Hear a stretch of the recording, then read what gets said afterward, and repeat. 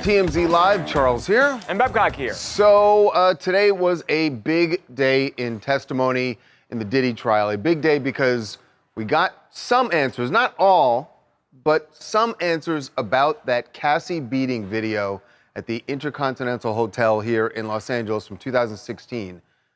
Ever since this video came out just over a year ago now, the question has been how in the world this was kept quiet for 8 years at that point. Right. It's something, it didn't even happen in their room, Charles. It's in the hallway, the elevator bank, at a popular hotel. It didn't make any sense. And we knew that there was hotel security that watched this video. There was a hotel security officer who came up there and interacted with them. So how did it not get out? And the answer is a brown paper bag. I mean, a brown paper bag filled with $100,000. This was the testimony from Eddie Garcia, who's part of the security team, was part of the security team at the Intercontinental Hotel, and he detailed the payment that Diddy made to get the silence and to get the video.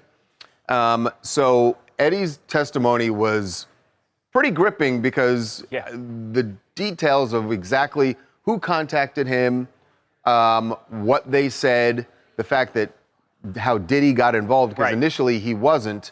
But this all started, Eddie said, with Diddy's chief of staff, essentially, Christina Coram, that she contacted him and said that this video could not get out, that it would destroy Sean Combs' career if it got out. And so how do we get a copy? How do we get the copy of the video and then have it destroyed from the hard drives? And how do we essentially keep you guys happy and silent? And that's where the payment came in. Ultimately, the answer was $100,000. Yes. Now, Eddie said that Christina, there was a conversation with her. It wasn't going the way Christina wanted to. And so she put Diddy on the phone to try and close the deal. So Christina called a couple times to the security desk, and Eddie very politely kind of apologized and said, you know, you're going to have to get a subpoena or you're going to have to go through upper management. I can't really do anything about this. Eddie was 24 years old at the time and had only been working at the Intercontinental for a few months. So he was kind of new there and, you know, said he was nervous. So imagine that. Yeah, you're a 24-year-old. And now you're talking to a member of Diddy's staff, this immense celebrity, and they're making this demand of you. What do you do? Exactly. You understand why he's trying to push it off to someone else. And then so after he apologized and, you know, kind of advised her what to do, she ended up showing up at the hotel, and he got a call saying that a woman is looking for you in the lobby. And that's when he said the same thing and apologized, said, I can't help you. And then later on is when he received another call and she had to bring the big guy in. And the reality is Diddy is incredibly famous.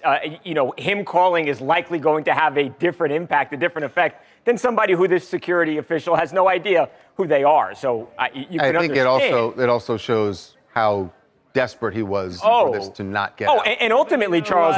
Charles, he also, Diddy said that he was intoxicated, you know, so he gave an excuse for his behavior. I think that flies in the face of then trying to cover it up, though. I agree that might have been a helpful excuse if you were so blacked out, something happened and you didn't remember, and then a video comes out. Once you're trying to cover up the bad act, you've sort of shown your state of mind. Now, I do want to be clear, this is not bribery, because these are hotel workers. They're private corporation that owns that hotel. You can buy someone's silence. You can say, I don't want this to get out, here's money, and make an exchange of that sort. The problem is, once authorities start investigating, you can't lie about what happened. That would be obstruction of justice, and that's where this thing starts to fall apart. Now, since 2016, all the way up till it comes out in 2024, he did buy himself 8 years of sort of peace from this. It worked, at least for a period of time, and obviously that was, I think, the one...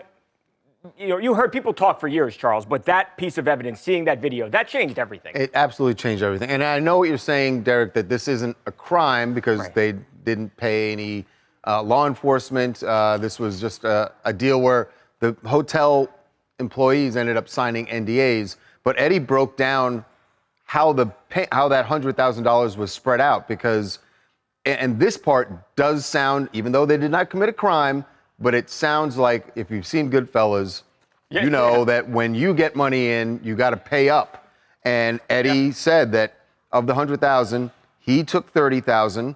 50,000 went to his supervisor, a guy named Bill Madrano, and he testified that Bill is the one who actually said, "Yeah, he can get the video for $50,000." So that's what Bill got 50, Eddie took 30, and then another 20 went to another security officer named Henry Elias. Well, the reality is fascinating. Yeah. The guy in the actual video is a man named Israel Flores. You can see because security intervened during the incident. That man is now an LAPD officer and was unwilling to take money to do this. And you can sort of see maybe he had a real conscience about it, didn't want to take money to cover something up, and he became a law enforcement officer afterwards. Right. Kudos to him. Gross to take the money, in my opinion, and to look the other way when you see clear domestic violence. How is this significant to the federal charges if it's not necessarily a crime to pay off? I mean, he's been accused of racketeering. Derek, tell me if I'm wrong here. If you're dispatching employees of yours to pay off security officials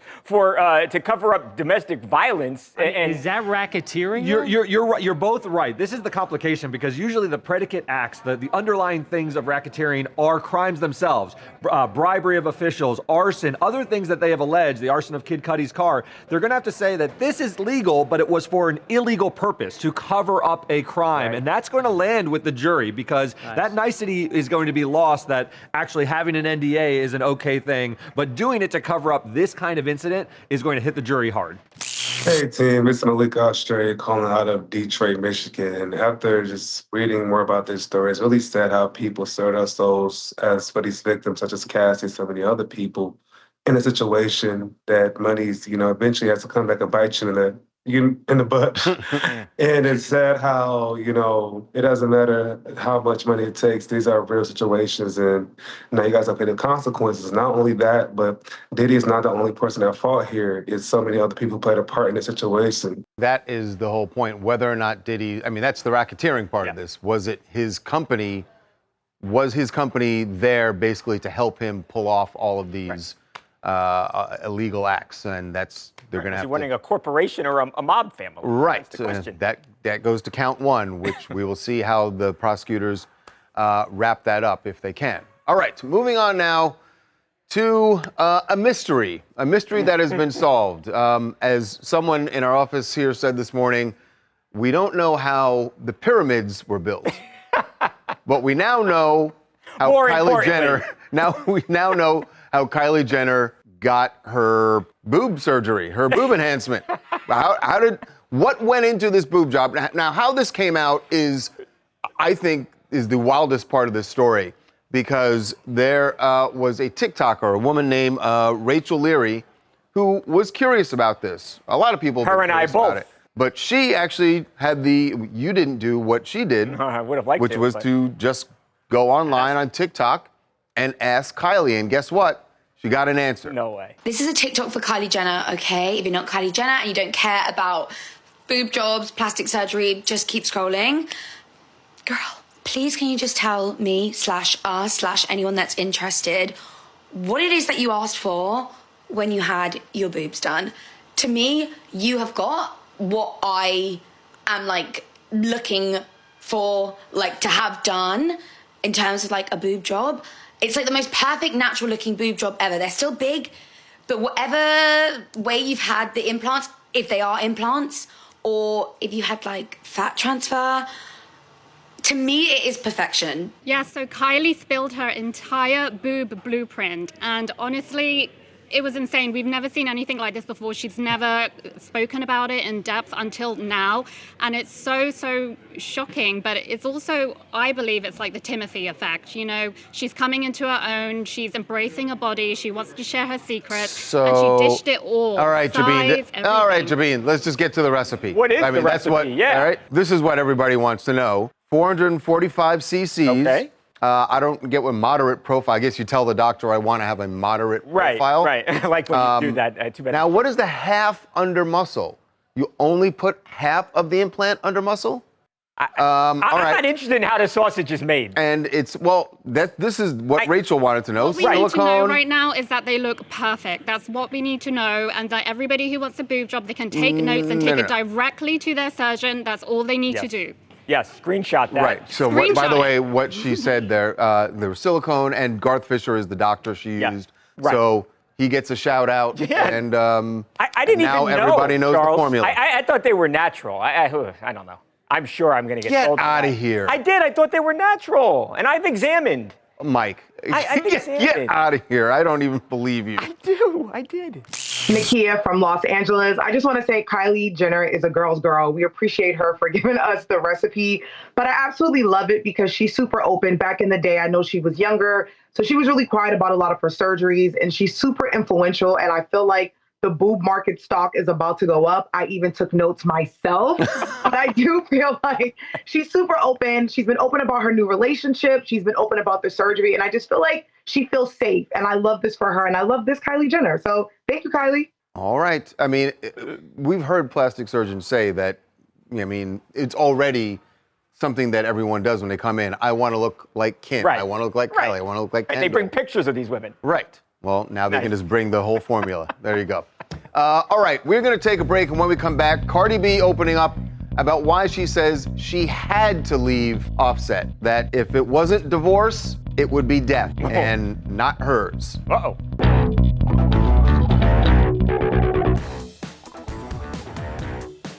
Cardi B has a lot of feelings. A lot of feelings about her estranged husband that she needs to get off her chest. And at times it feels like we're sitting in her therapy session or something. She's not shy about sharing it. But she's not in a therapist's office. She is on social media and sharing all of her feelings. And she's explained why she had to divorce Offset. And while there have been all these, allegations of cheating and all, she didn't specifically speak about that. Nope. But she did say that things were getting so bad, she had to get out or she was going to commit a crime. Well, every single time that they talk about me was because of one thing. When you start becoming a liability and you start to get in between my work, I could even diss these whack because every single time I diss them, they always bring up that one thing, one person. I was getting in between my work. If I was still there, I was going to end up going to jail because I was going to end up killing them, seriously, with my own bare hands. It was just getting too much. Wow. And what an You could admission. almost hear the pause afterwards. She realized, should I have said that? Right, I don't think it was one of those like, I'm going to kill him. Like, I think there was real anger, Charles. No. Right? This is not a joke. Clear that she felt that and reconsidered whether she should have actually said it. But no, she should have. I feel like she was being honest. Cardi is known for being authentically herself all the time. That's pretty much why she's as big as she is, because people love her for always speaking the truth and always keeping it real.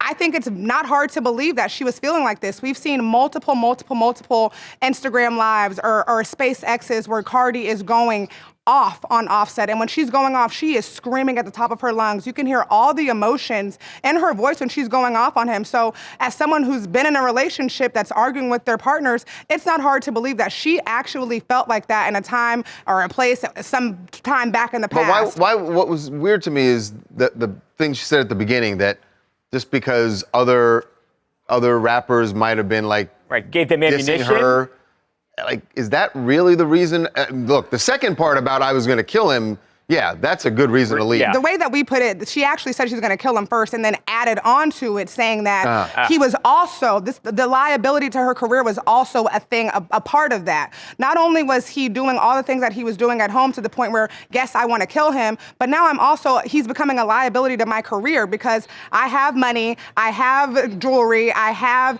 all of these things going right in my life. The only thing that these people can diss me on is the fact that I have a husband that's always out with other women, cheating on me. That's the only thing that they can do, which again is another reason why I wanted to kill him. You know what's really interesting too? A lot of, and they had gone through this so many times, not the killing part, but the, hey, we're splitting up part. Everyone thought they were going to certainly get back together. And it's clear that this was very different this time, right? Yeah. By what she said. Very much different. This is not a situation, not at this point, after all that's been said. Yeah. This is not, we used to always say, oh, they're going to get back together. And they usually did. They always did. Yeah. I don't see it this time. Niall Brennan, San Francisco, California. Look, I believe her. Cardi is extremely driven, she's ambitious, and she accomplishes anything she wants. And if that would have included offing Offset, I think she would have. Thank God she didn't. But we love a self-aware queen. Thankfully, she got out of that toxic relationship, and we don't have to hear her rapping from the penitentiary. Yeah, I mean, I hear what you're saying. We love a self-aware queen. We just... Look, she didn't do it, Yeah, right? no, So right, she didn't do it. right. That's what's important. Yeah. And she's talking about how she felt, but she didn't do it. And yes, we should, I guess, applaud that. Yeah. Okay. Leave, do not murder. Exactly. Leave, do not murder. Although Dateline would have no content if people did that. All right. Moving on now to Arnold Schwarzenegger, who is speaking over in the homeland in Austria. There is a world summit going on there on climate and climate change. And Arnold had something he wanted to say to the people gathered there. And these are, again, the people who are there are the people who admittedly care about the climate. Yes. They want to do things to change. But Arnold says they're just whining a little too much. Every time I talk lately to environmentalists and to policy people, they say to me, Mrs. Arnold, I mean, what is the point of fighting for a clean environment when the government of the United States says climate change is a hoax and coal and oil is the future? When the politicians in Washington don't care. You know what I say to them? Exactly what I said in my movie Kindergarten Cop to the kids. Stop whining. The world will always have problems and leaders who don't agree with us or just terrible leaders. We have seen it over and over again throughout history, that sometimes problems need to be solved by the people. We need heroes, not whiners. We need solutions, not complaints. Wow. So I didn't see that took coming. shots at the environmentalists gathered there, but also a very clear shot at President Trump. Oh, yeah. Bad leaders, horrible Those were leaders, the policies that he was talking about there. But quoting Kindergarten Cop, I didn't see that coming. Did I was not see hoping that. for more, like... I thought it was going to be a little more, Right, like- one is more action, Right, violent like Terminator movies. 2, like I'll be back. It doesn't fit.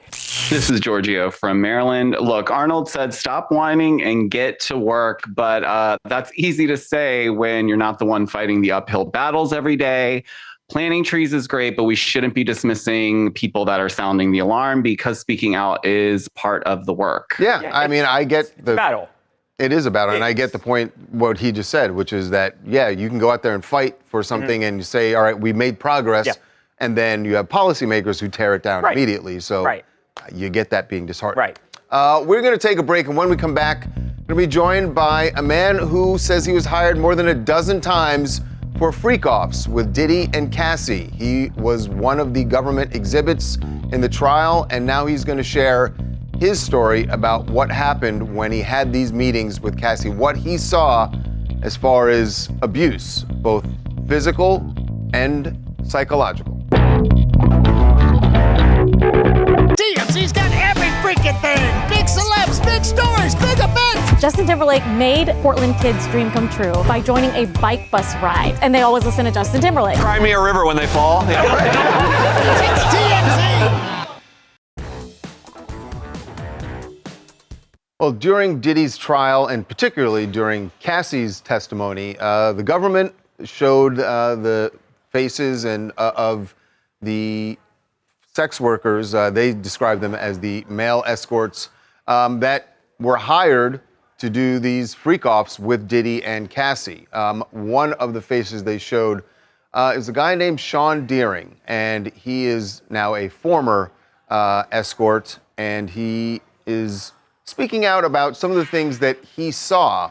And he's doing this, he says, because he wants to bolster some of the testimony that Cassie offered in court. He is not, important to note here, he is not testifying, has not been called to testify in the trial, but still has seen what Cassie had to say in court and wants to add his side of the story to that. So joining us right now is Shawn Daring. Welcome to TMZ Live, Shawn. How's it going, guys? Hey, Shawn. Hey, we're good, man. So what was it about Cassie's testimony, first of all, that made you want to speak out? And then I want to get to what you observed during these freak-offs. But what was it that made you decide now you want to speak out? Because as I understand, you've been out of the business for quite some time now. Cassie was, through the whole experience, was one of the most cordial, respectful people that I could imagine. And for her to show someone like me, when, I looked up to them on a pedestal of somewhat, once I realized who they were, I went into the experience not knowing anything, who they were. But she just treated me, and I see myself as just a small town dude. Don't really, I don't see myself in highlight. And she just showed me the utmost respect from day one. And I want to do the same for her. I don't want to try to push out my story seeking attention, or that I have much to give other than through all that Diddy put her through, Cassie held strong. So that's what I wanted to get at, Shawn, that, Cassie testified for several days about obviously the physical abuse. We've all seen the video of the beating, but also about psychological abuse, and that she says she suffered at his hands for many, many, many years. I know I've seen you said that you were hired more than a dozen times for these freak-offs with them. Did you observe any of what she talked about? I didn't see any physical beating or anything of that nature, but there are times where I'd be in a separate room for 1 to 2 hours where they'd be talking in the other room, business and things, and you could tell the energy elevated and such, but I'm not one to go stick my ear to the door. That's their personal business, whatever it was. But there were other times in the experience when Diddy would leave the area, and I just would begin to just hey, just talk to her cordially. We're next to each other, and it was a moment of, we can't do anything without him here. It was a freeze up, and it was one where I could see she's a human. She wanted to speak, but she was also one who respected. I could see she understood her role, I guess, in a sense, as I did. I was hired there for a purpose, and I was there to serve my purpose. And I think that I wouldn't say she was controlled by necessarily fear, but rather respect. And, some of the choices that she made led to this. But I could see that she would not say or do things if she was not allowed to, put it that way. Shawn, did he ever say anything to you, either when you were hired, when the parties were over? Was there ever anything that you perceived as being threatening said towards you? Anything that you look back on as saying, hey, that was a warning from Diddy? Yeah, it wasn't. And this is sort of how I sum up the situation in my own perspective. And then what I'm saying, my own perspective, I'm not trying to lay it out there as pure fact. But so one time, after I'd seen him quite a few times, he hands me my phone and the cash. And he kind of very subtly lays it down and says, hey, I know everybody, right? And I know everybody's grandma. And I'm just kind of like, the wheels are turning in my head, and I don't approach things with fear. So instead of laughing or throwing out something or saying with fear, I just had to rest assured my mind. I know people as well. And I just looked him in the eye and said, we're good, man. Hey, I understand. We're all good. And it was one of those where I understood what he was saying, because I do, I understand the industry and I understand the backdoor avenues and such. So it was one of those very subtle. Intimidation? Does that word come to mind? Yeah. One of those where, he's standing on his pedestal and I'm down here, and he's like, I know who you know. I've typed it. Yeah. So you kind of see it in mob movies, type saying it without saying. Huh. Interesting. Shawn, one other thing. Did prosecutors contact you? Did they actually speak to you before the trial about the possibility of testifying? No, sir. So, okay. So when your photo was shown in court, that was the first time you had any idea that you were going to be involved in some way in this trial? Yes, first and foremost, I respect, like I say, individuals who I saw at that time in life, and Cassie. So, I'm assuming when Diddy said that, I know everyone's grandma, and he was assuming I would come out and write a book someday or something seeking attention. So,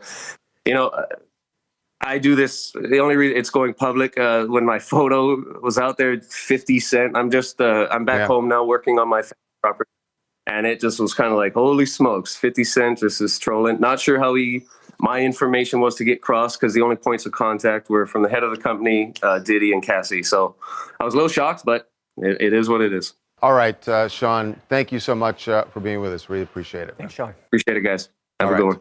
Thanks. All right, we are going to take a break, and when we come back, President Trump's reaction to the disaster, the tragedy in Boulder after that attack on the peaceful marchers there. Well, there was something that you heard in his response that was certainly empathetic, and then there was an attack.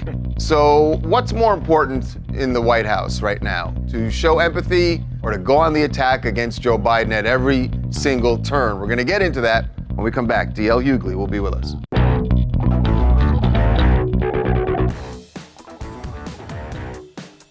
Welcome back to TMZ Live. The Boulder attack and the horror of what happened there with this the suspect, as police put it, using a flamethrower and Molotov cocktails to attack people who were there, simply trying to urge for the return of the Israeli hostages held in Gaza. And now today, the feds have said they are arresting this man's wife and family as well, in custody of ICE, because they've been here illegally just over a year now. Right. Immigration, not necessarily because they had anything to do with this alleged, or the attack. Right. So what's interesting that I wanted to talk about is President Trump's reaction to this. And the reason I want to talk about this is it's not even the opposite of politics.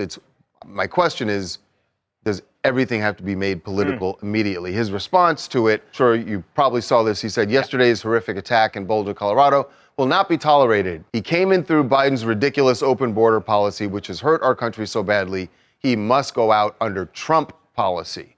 The first part, I get. It is a horrific attack, and you want, used to be, we wanted our leaders to, in times of crisis, unite the people.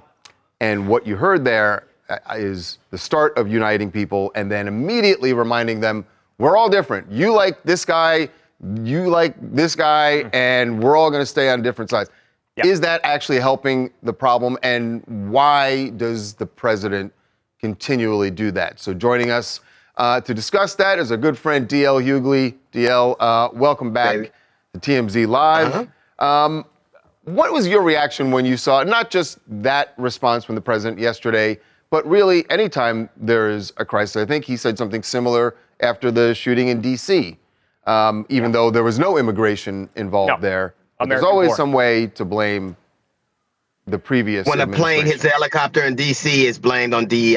I think men like Donald Trump are incapable of empathy. It's just not in him, and it's something that we should just mark off the docket, because it's something that he's never exhibited. And anybody who constantly makes excuses for him, the former president has cancer. He says, I don't feel sorry for you.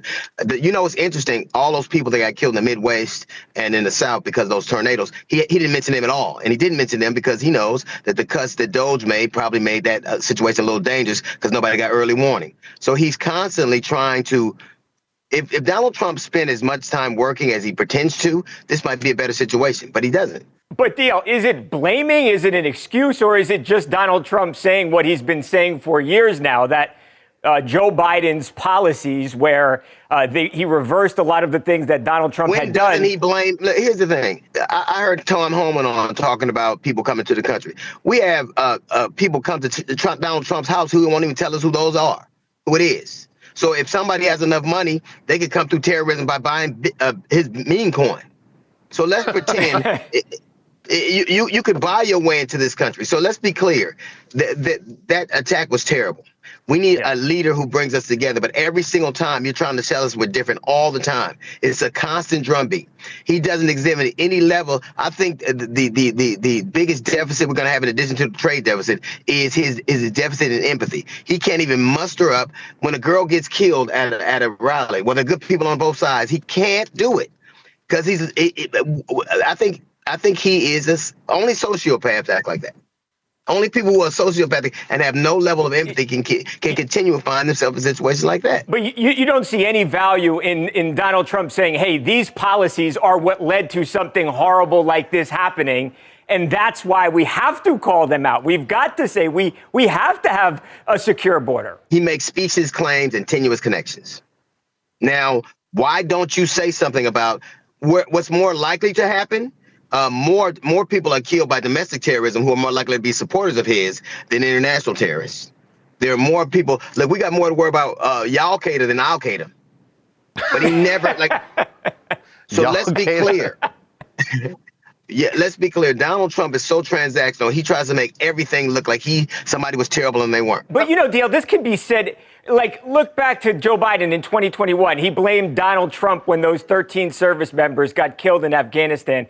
I mean, it's what politicians do. You blame the last administration. You blame the last guy. I think you're reaching. He blames everybody for everything. Come on, let's be clear. There's a difference between classic politicians, which all truck and this kind of stuff, and what Donald Trump does. There's not even we can't even make that. I agree with you. I want to offer a different theory, DL, that it's not so much that Donald Trump, and I don't know the man, so I don't know if he actually is incapable of empathy or not, but I think, in my view, his motivation for not showing any empathy is that his base eats that up, right? This is all about playing to his base.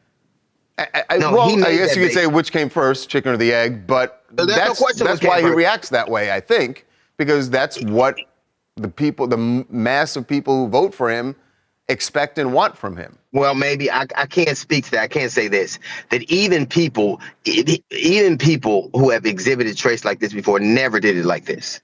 Never. So let's be clear. When as much as you're supposed to be a commander-in-chief, you're supposed to be a comforter-in-chief too. When has he ever met that standard? I will say this, DL, we're talking about empathy from the president. I thought it was interesting just a couple of weeks ago when we found out that Joe Biden was diagnosed with cancer. President Trump's initial reaction was a statement that was empathetic. In fact, a lot of people talked about it, even with shock, like, wow, it was. But then the next day, it changed. The whole tone changed again, and it was interesting. One was a speechwriter, and one was him. One was a speechwriter and one was this dude can't even pretend to give a damn for 24 hours. It's the most and the craziest thing in the world is you only want credit all the time. All the time. Any dude who has 6 bankruptcies obviously has made a mistake or two. Like, obviously, you made a mistake. That's one way to look at it. You could also look at it as that he came out of it. Right. What's you could his also look at that now? He came out of them. So. But yes, I get your point. If I was selling meme coins and using the White House for the Franklin Mint, this dude is turn the White House into a swap meet. So of course he's gonna be rich now. Look at where his wealth come from. Well, here's what I'd say. For what it's worth, he is significantly more, popular than Joe Biden. He's got a higher approval rating by a significant amount. The immigration policies are the most popular thing. It's the one thing, Deal, that people like. You're telling a story. He has the lowest approval rating of any president at this point as president in the second term. Let's tell the truth now. I think it depends what you look at. Clear. The approval ratings are all over the place. Or lies. Doesn't it always? Depends on what you look at. There's like a 15-point swing. I don't know what to believe. Listen. Yeah, you know what to believe. DL, he's the most popular person. Stop it.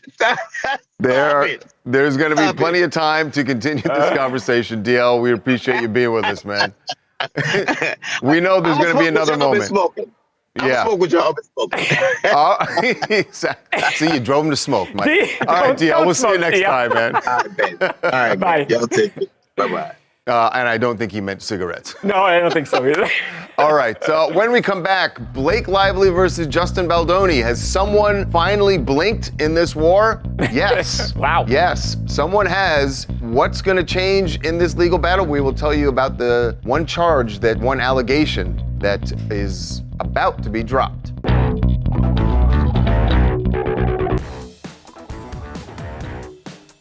Another day, another round of the Blake Lively, Justin Baldoni legal war, which is going to go on. It has been going now for 6 months and will go on until early next year unless they reach a settlement, and now it seems less likely than ever. But Justin Baldoni's side is claiming somewhat of a victory because his attorney, Brian Friedman, wrote a letter to the judge in this case saying that Blake Lively intends to drop the emotional distress claim from her lawsuit against Justin. Interesting. And but like implying as if she didn't have any emotional distress? Well, it's a little more complicated than that, but what it comes down to, they say, Justin's legal team says they requested Blake's medical records because they wanted proof that she had gone through, she had suffered emotional distress. Therapies, therapist receipts or treatment. So this is very common, right? You have on the one hand a party that is claiming damages for emotional distress, and the other side is saying, well, if you want to prove those damages, you've got to provide to us your medical records showing that you in fact suffered these damages, typically therapist notes and that kind of a thing, and you're waiving the privilege, the typical privilege that you'd have over those because you want to prove your case. So here, Brian Friedman, on behalf of Justin Baldoni, is insisting on those records. Blake Lively says, look, I don't really want to turn them over, so instead of turning them over, because I just don't want my private information out there and information's leaked like crazy, so I'm just going to drop those claims for emotional distress. It's hard for me to imagine ever suing for emotional distress and not having to turn that over. I mean, didn't Blake's side know that it was all roads were going to lead to this point? That's just how her attorneys should know that. Right. Everything we've known about this case is that everybody anticipated an early resolution, right? But now the case is dragging on and trial is, coming up. This push sort of came to shove here. Hi, it's Julie in St. John, New Brunswick, Canada.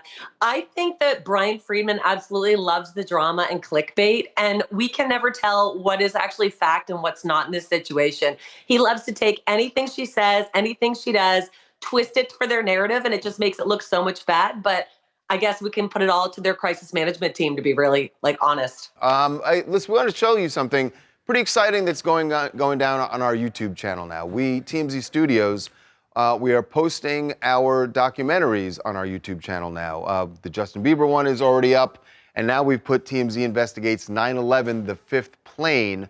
It is now on our YouTube channel. Groundbreaking. I had never heard any of this stuff, Charles. This was a completely untold story about that fateful day, where we interview the pilot, we interview flight attendants about some very bizarre things that happened on United Flight 23 that morning. I thought the plane was grounded at JFK, but some really weird things happened that made them believe that there were potential hijackers on the plane who intended to take that plane if it hadn't been grounded when it was, that they were going to take over that plane. I thought I knew everything about 9/11 from there, lived over there, and this was totally eye-opening to me. Yeah, so that's available right now on our YouTube channel. Okay, when we come back, the tragic death of King of the Hill actor Jonathan Joss. Police now have, as we told you, had the suspect in custody, and he is going to be charged, but not with a hate crime, police say, even though Jonathan's husband says there were homophobic slurs hurled before the shooting. We will tell you what police are saying when we come back.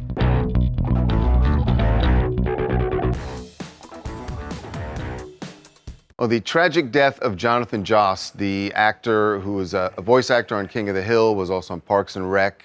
There are a lot of questions about what led to this fatal shooting outside what had been his home. He was there, as we told you, was there at his home that had burned down, and then he and his husband were upset, and they had found their dog. There, and then one of their neighbors, and police say this guy has confessed to have him in custody, drove by, went over to them, and they got into an argument, and then he just shot him. So he is in custody and is expected to be charged in Jonathan's death. Right. But the part that is that's been a little confusing, we told you yesterday that Jonathan's husband came out and described the scene, saying that right before the shooting, the suspect came over and was yelling homophobic slurs at Jonathan and his husband. Right. So you think then maybe that was a motivation to this? And it's why some people have been saying that this was going to be a hate crime. Right. The police say they have found no evidence of a hate crime. They said that they're continue to investigate, but they have not found any evidence of that. They said that the suspect confessed to this. Okay, but, right. Not to say he's not in trouble. I mean, this is likely murder charge here, but not a hate element. But not a hate crime. And guys, that tracks with exactly what neighbors have been telling us. Look, these two men were told hated each other, and it's been going on for years. But it had nothing to do with homophobia. We're told by neighbors who were eyewitnesses that they heard nothing homophobic said during this chaotic fight. What's more, they're saying, look, Jonathan was the guy on the block who did weird stuff. He would bang pots and pans on his roof. I get that, and I know that angry. I know that they've been saying that, Ryan. But again, the only reason that this matters, if it's not a hate crime, then it won't be a federal charge, and this will just remain a state crime. Right. But to say that Jonathan, and I've heard this, I know you said that neighbors said Jonathan was weird. It still doesn't justify someone rolling up and shooting him. But what else you guys want to talk about? Hey guys, what's up? This is Diamond in Dallas. Now listen, Shawn Diddy Combs clearly had a lot of minions who were working for him, including Christina Coram. Now, if he paid off the security guard, my question is this: how many other people did Shawn Combs pay off to sweep his dirt underneath the rug? That's the question. You just said something that I'm fairly certain we will hear in closing statements. Yes. Yeah. One more.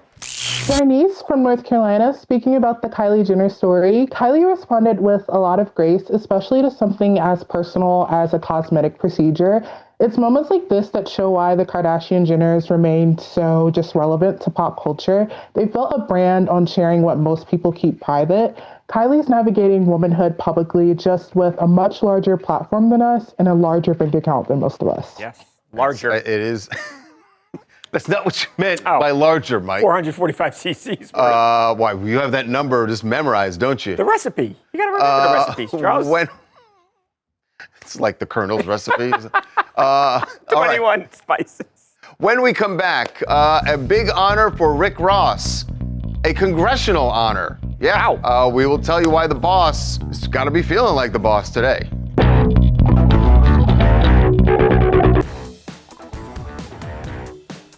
You know, we've spoken to Rick Ross over the years several times about his car show on his estate down in Georgia.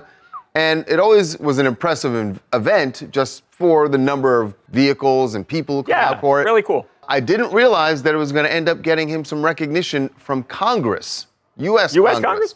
Yes. Now, this was put in motion by Congresswoman Nikema Williams in Georgia. She's a U.S. representative from Georgia, and she wanted Rick to get this special honor. That's a big deal. I think he's done a lot to help the community business-wise. The number of people who come in for this thing, it is a huge event. Yeah. And congratulations to Rick. Something to be proud of. I wonder if that means he can go in and speak on, can he just bring go that to in? the floor? Just walk up to security at the Capitol. You know me. Come on. That is going to do it for us. We'll see you tomorrow.